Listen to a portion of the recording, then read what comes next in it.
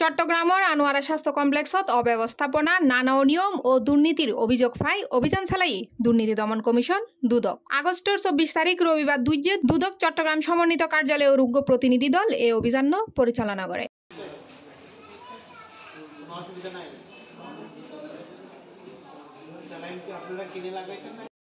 জানা গিয়ে আনোয়ারা স্বাস্থ্য কমপ্লেক্সত আনোয়ারা ছাড়া পার্শ্ববর্তী চন্দনাইশ, কর্ণফুলী ও বাঁশখালী জনসাধারণ চিকিৎসালয় তৈরি। দীর্ঘদিন ধরেই স্বাস্থ্য কমপ্লেক্সত নানান অজুহাত জনসাধারণের চিকিৎসা সেবাতন বঞ্চিত হয়। সমমতন ওয়াই ডাক্তার ভর্তি অন্য রুগী হলে নফাই ভালো একখান সেবা। এক্সরে সহ নানান পরীক্ষার মেশিন তাহিলিও নানান অজুহাতে রুগী হলরে বাইরের লেবত ফাটানো হয়। আকই ফোয়ারে বিভিন্ন অনিয়ম ও দুর্নীতির আক্রায় পরিণত হয় এই হাসপাতাল।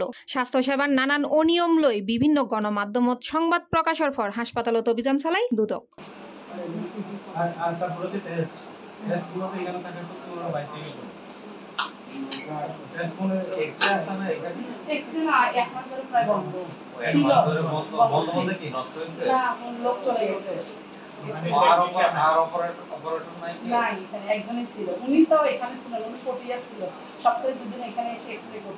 অভিযান হালে দুদকর এই টিম স্বাস্থ্য কমপ্লেক্সের বিভিন্ন শাখা পরিদর্শন করে। তারা ওষুধ সংরক্ষণাগার, বহির্বিভাগ, ল্যাব এবং ভর্তি ওয়ার্ডত যায় সেবা প্রদানের মান ও সুবিধা পরীক্ষা করে। অভিযানের সময় দেখা যায় জেনারেটর, ইসিজি সহ বিভিন্ন অব্যবস্থাপনার প্রমাণ পায় দুদক। এছাড়াও পরীক্ষা নিরীক্ষাগীন মেডিকেলের ল্যাবত নগরী বাইরের ল্যাবত গড়ানোরও প্রমাণ পায়। অভিযান হালে রোগী হলে দুদক কর্মকর্তার হাতে নানা অভিযোগ তুলে ধরে।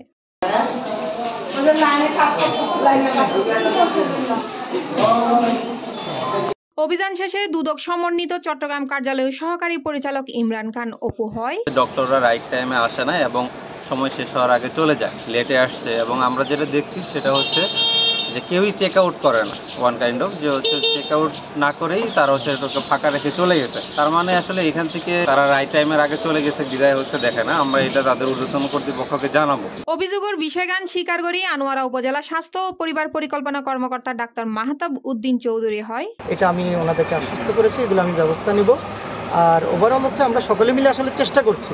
আমাদের সকলের উদ্দেশ্য হচ্ছে একটাই, যে আনোয়ারা উপজেলা স্বাস্থ্য কমপ্লেক্সের স্বাস্থ্যসেবার চিত্রটা যাতে পরিবর্তিত হয়, স্বাস্থ্যসেবার মানটা যাতে বাড়ে, রোগী যাতে এসে ভালো সার্ভিস পায়, এটা নিয়ে চেষ্টা করতে হবে, সকলকে সহযোগিতা করতে হবে এটাকে। Desk news, C+ TV, Chittagong.